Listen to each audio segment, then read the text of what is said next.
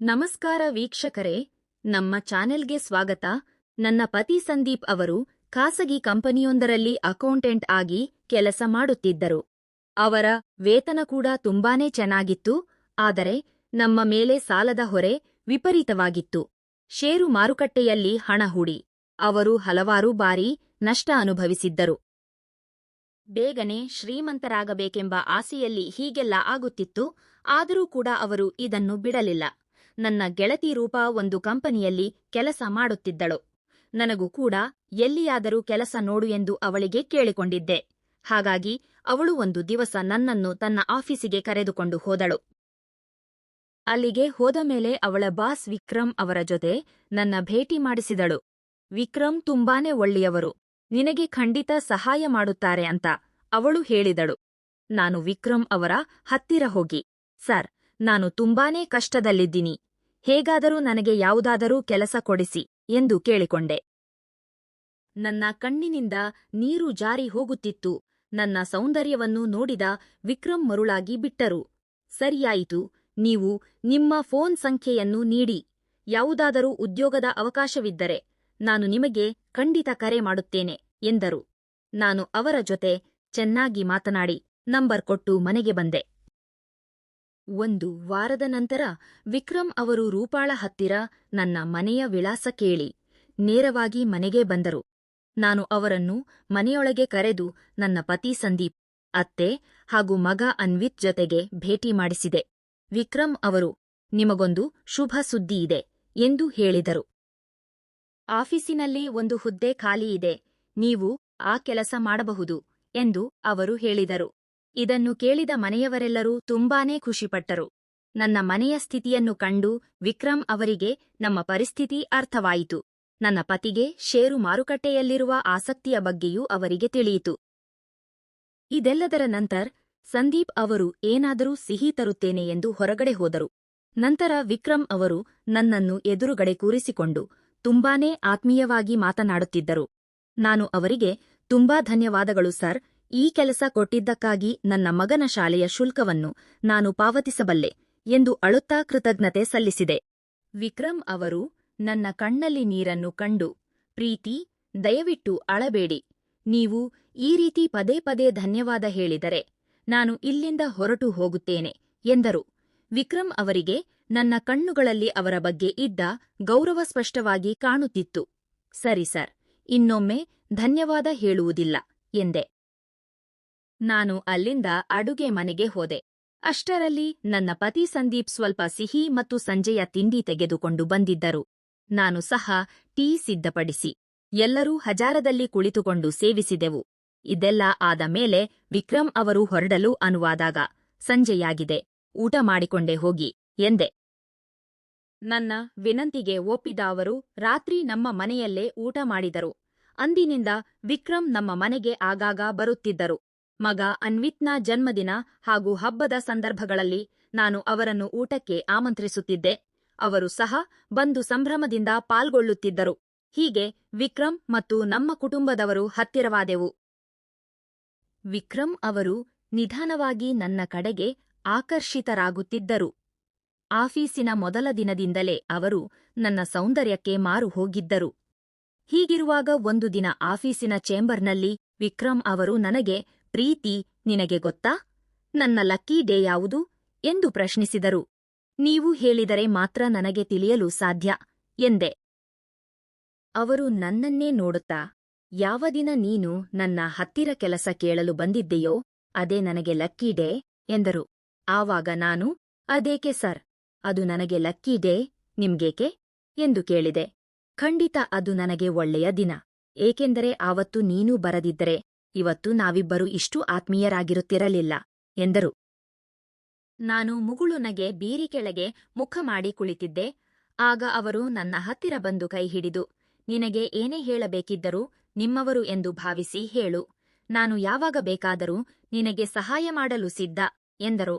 ನಾನು ಧನ್ಯವಾದ ಹೇಳಿ ನನ್ನ ಕೈ ಬಿಡಿಸಿಕೊಳ್ಳಲು ಪ್ರಯತ್ನಿಸಿದೆ, ಆದರೆ ಅವರು ಬಿಡಲಿಲ್ಲ.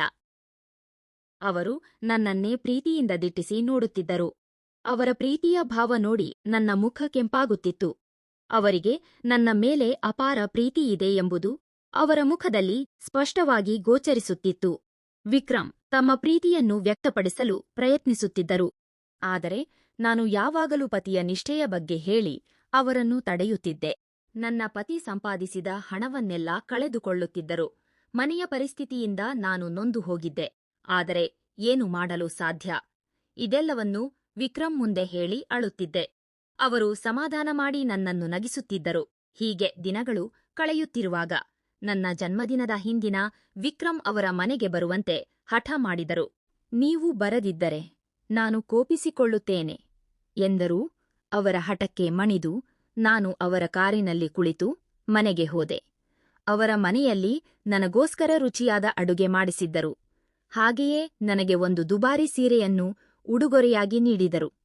ಪ್ರೀತಿ, ಪ್ಲೀಸ್ ಈ ಸೀರೆ ಧರಿಸಿ, ಬಾ, ನಿನಗೋಸ್ಕರ ತಂದಿದ್ದೇನೆ ಎಂದರು. ನಾನು ಬೆಡ್ರೂಮಿಗೆ ಹೋಗಿ ಆ ಸೀರೆಯನ್ನು ಧರಿಸಿದೆ.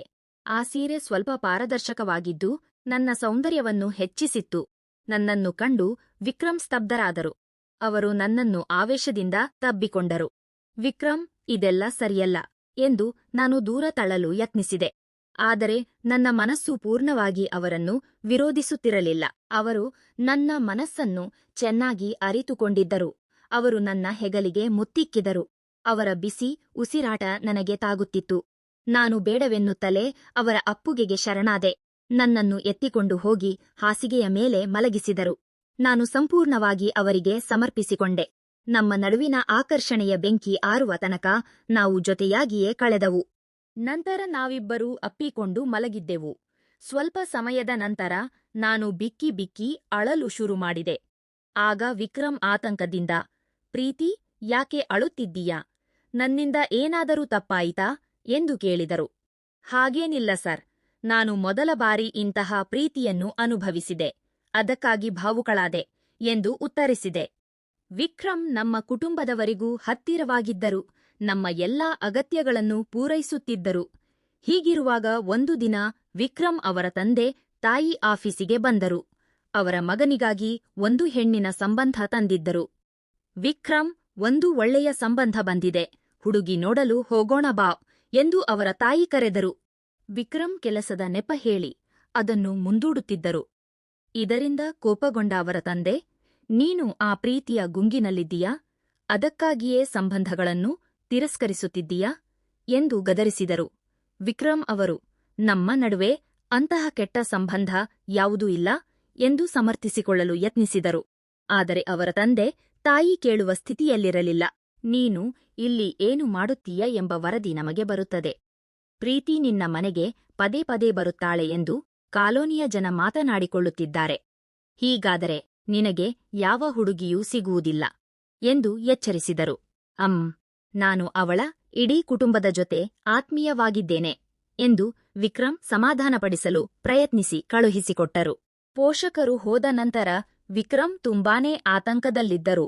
ನಂತರ ನನಗೆ ಕರೆ ಮಾಡಿ ಮಾತನಾಡಿದಾಗ ಸ್ವಲ್ಪ ಸಮಾಧಾನಗೊಂಡರು. ಒಂದು ದಿನ ನಾನು ಅವರ ಮನೆಗೆ ಹೋದಾಗ ಅವರು ನನ್ನನ್ನು ತಬ್ಬಿಕೊಂಡು, ಪ್ರೀತಿ, ನಿನ್ನನ್ನು ಬಿಟ್ಟು ಇರಲು ಸಾಧ್ಯವಾಗುತ್ತಿಲ್ಲ. ನೀನು ಯಾವಾಗಲೂ ನನ್ನ ಜೊತೆಯಲ್ಲೇ ಇರು. ಈ ಮನೆ ನಿನ್ನಿಲ್ಲದೆ ಖಾಲಿ ಎನಿಸುತ್ತದೆ ಎಂದರು. ಆದ್ರೆ ನಾನು, ಇದು ಅಸಾಧ್ಯ. ನಾನು ನನ್ನ ಪತಿ ಮತ್ತು ಮಗನನ್ನು ಬಿಟ್ಟು ಬರಲಾರೆ. ನಾವು ಈ ಸಮಾಜದಲ್ಲಿ ಗೌರವದಿಂದ ಬದುಕಬೇಕಿದೆ ಎಂದು ಸ್ಪಷ್ಟವಾಗಿ ಹೇಳಿದೆ. ಇದರಿಂದ ವಿಕ್ರಮ್ಗೆ ಸಿಟ್ಟು ಬಂದರು, ಸುಮ್ಮನಾದರು. ಕೆಲವು ದಿನಗಳ ನಂತರ ನನ್ನ ಪತಿ ಸಂದೀಪ್ ಅವರಿಗೆ ಷೇರು ಮಾರುಕಟ್ಟೆಯಲ್ಲಿ ಭಾರಿ ಲಾಭವಾಯಿತು. ಅವರು ಮಗ ಅನ್ವಿತ್ನ ಜನ್ಮದಿನವನ್ನು ಬಹಳ ವಿಜೃಂಭಣೆಯಿಂದ ಆಚರಿಸಲು ನಿರ್ಧರಿಸಿದರು. ಸುಮಾರು 300 ಜನರನ್ನು ಆಹ್ವಾನಿಸಿ ಸುಂದರವಾಗಿ ಡೆಕೋರೇಷನ್ ಮಾಡಿಸಿದ್ದರು. ವಿಕ್ರಮ್ ಅವರಿಗೂ ಆಹ್ವಾನವಿತ್ತು. ಅಂದು ಎಲ್ಲರ ಮುಂದೆ ವಿಕ್ರಮ್ ಜೊತೆ ಮಾತನಾಡಲು ನನಗೆ ಸಂಕೋಚವಾಯಿತು. ಯಾರೂ ನಮ್ಮ ಬಗ್ಗೆ ತಪ್ಪು ತಿಳಿದುಕೊಳ್ಳಬಾರದೆಂದು ನಾನು ಅವರಿಂದ ದೂರವೇ ಉಳಿದೆ. ಇದರಿಂದ ಬೇಸರಗೊಂಡ ವಿಕ್ರಮ್ ಯಾರಿಗೂ ಹೇಳದೆ ಬೇಗನೆ ಹೊರಟು ಹೋದರು. ಮರುದಿನ ನಾನು ಆಫೀಸಿಗೆ ಹೋದಾಗ ಅವರ ಮುಖ ಬಾಡಿತ್ತು. ನಾನು ಅವರ ಕ್ಯಾಬಿನ್ಗೆ ಹೋಗಿ ವಿಚಾರಿಸಿದಾಗ, ಪ್ರೀತಿ, ನನಗೆ ರಾತ್ರಿಯೆಲ್ಲ ನಿದ್ರೆ ಬರಲಿಲ್ಲ. ನಾನು ಆ ಹುಡುಗಿಯನ್ನು ನೋಡಲು ಹೋಗಲು ನಿರ್ಧರಿಸಿದ್ದೇನೆ ಎಂದರು. ನಾನು ಆಶ್ಚರ್ಯದಿಂದ ನೋಡಿದಾಗ ಅವರು ತಮ್ಮ ನಿರ್ಧಾರವನ್ನು ವಿವರಿಸಿದರು. ನಿನ್ನೆ ಪಾರ್ಟಿಯಲ್ಲಿ ನನಗೆ ಅರಿವಾಯಿತು, ನೀನು ಎಂದಿಗೂ ಪೂರ್ಣವಾಗಿ ನನ್ನವಳಾಗಲು ಸಾಧ್ಯವಿಲ್ಲ. ನಿನ್ನ ಹೆಸರಿನ ಹಿಂದೆ ಸಂದೀಪ್ ಹೆಸರೇ ಇರುತ್ತದೆ.